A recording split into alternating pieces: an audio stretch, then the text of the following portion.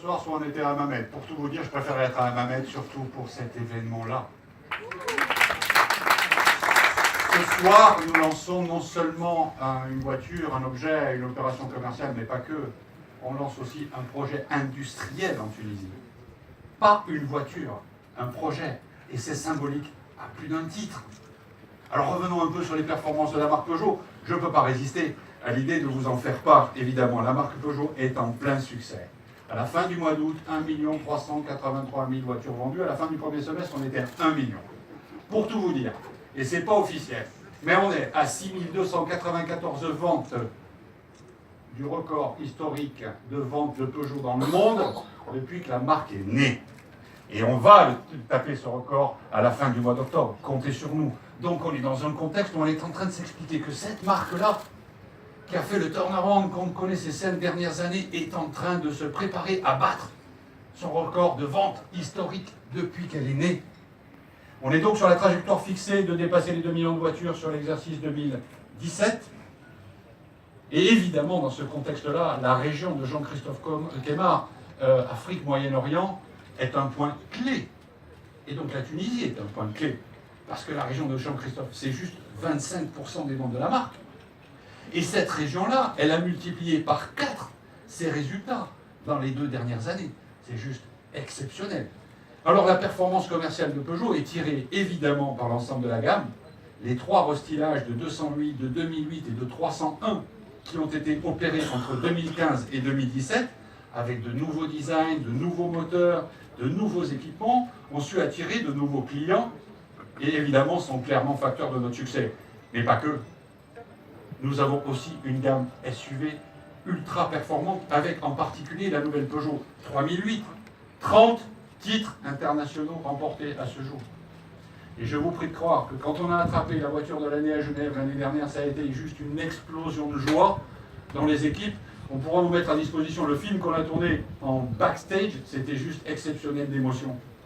Et on a déjà plus de 200 000 commandes sur cette voiture en moins d'1 an. En même temps, le 5008 qu'on a lancé à Genève le même jour est déjà à 50 000 commandes.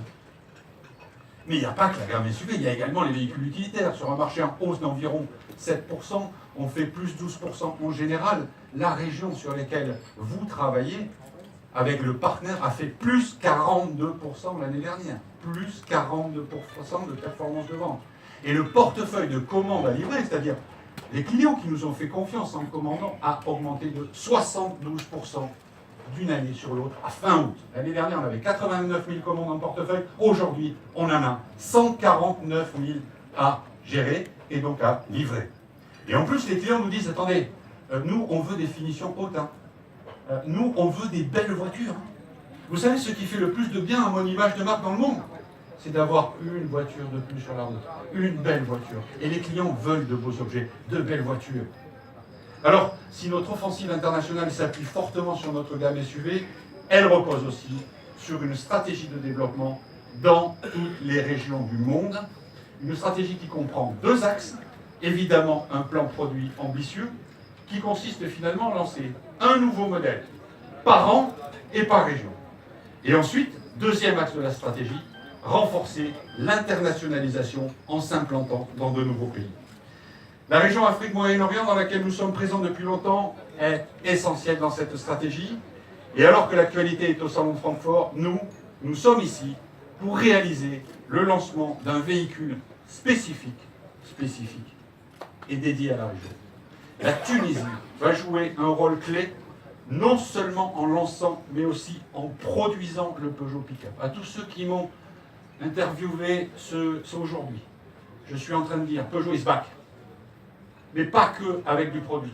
Peugeot is back avec une opération industrielle. Et une opération industrielle, ça ne se monte pas parce que j'aurais décidé de monter une opération industrielle. Ça, c'est pas vrai. L'opération industrielle de la Tunisie, c'est la rencontre de 2 hommes.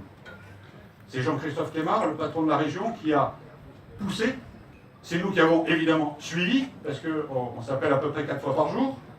Et c'est M. Zouari, le vice-président de la STAFIL, partenaire 87 ans, que je tiens à remercier évidemment et à accueillir avec moi, parce que là, on a besoin de se parler 5 minutes quand même. Monsieur Zouari.